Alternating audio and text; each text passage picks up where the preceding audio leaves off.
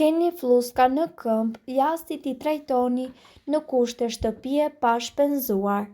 Aloe vera gjeli pastër është një anti-inflamator natyror që do të thotë se ndihmon lehtësimin e skuqjes dhe ëndjen, plus është shumë hidratues dhe ndihmon lëkurën tuaj të shërohet më shpejt.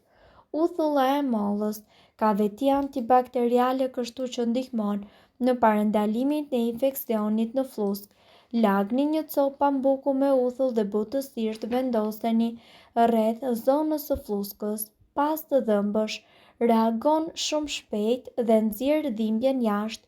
Vazelina mund të ndihmojë gjithashtu fluskat në këmbë. Aplikoni pak vazelin mbi fluskë para se të shkoni në shtrat për të parë një përmirësim të dukshëm në mëngjes. Uji i ngrohtë. Një nga metodat më të dobishme për të dezinfektuar fluskat është që të fusni këmbët në ujë të ngrohtë me sodë buke.